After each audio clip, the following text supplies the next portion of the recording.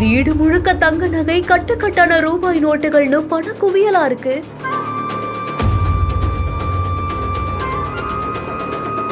பதினைந்து இடங்களில் ஒரே நேரத்தில் இறங்கிய அதிகாரிகள்.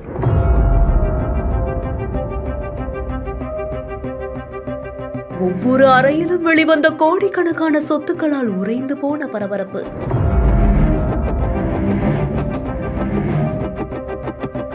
தெலுங்கானா மாநிலம் ஹைதராபாத்ல சாலை மற்றும் கட்டிடங்கள் துறையுடைய தலைமை பொறியாளரான மோகன் நாயக் என்பவருக்கு தொடர்புடைய 15 இடங்கள்ல ஊழல் தடுப்பு பிரிவு அதிகாரிகள் அதிரடி சோதனை நடத்தியிருக்காங்க. வருமானத்துக்கு மீறி சொத்து சேர்த்ததாக எழுந்த புகாரின் அடிப்படையில் நடந்த இந்த ரெய்ட்ல அதிகாரிகள் கைப்பற்றிய பொருட்களுடைய பட்டியல் அனைவரையுமே அதிர்ச்சியில் ஆழ்த்தியிருக்கு. அவருடைய இல்லத்துல மட்டுமே 55 லட்சம் ரூபாய் ரொக்கம், சுமார் 2.5 கிலோ தங்க நகைகள், தங்க கட்டிகள் மற்றும் 20க்கும் மேற்பட்ட வெளிநாட்டு மது பாட்டில்கள்னு அதிரடியா பறிமுதல் செய்யப்பட்டதா தகவல் வெளியாகிருக்கு. ஒப்பந்ததாரர்கள் கிட்ட இருந்து கமிஷன் வாங்கியது, குறிப்பிட்ட நிறுவனங்களுக்கு சாதகமா ஒப்பந்தங்களை வழங்கியதுன்னு பல்வேறு குற்றச்சாட்டுகளை மோகன் நாயக் நீண்ட காலமா எதிர்கொண்டு வந்த நிலையில இந்த சோதனை நடத்தப்பட்டிருக்கு. மேலும் கைப்பற்றிருக்கக்கூடிய இந்த சொத்துக்களுடைய மதிப்பு மிக அதிகமாக இருப்பதால் அவற்றுடைய முழு விவரங்களையும் தொகுக்க இன்னும் பல நாட்கள் ஆகலாம்னு அதிகாரிகள் தெரிவிச்சிருக்காங்க. மேலும் இந்த சம்பவம் தொடர்பாக காவல்துறையினர் அவர் அதிரடியா கைது செய்திருக்காங்க.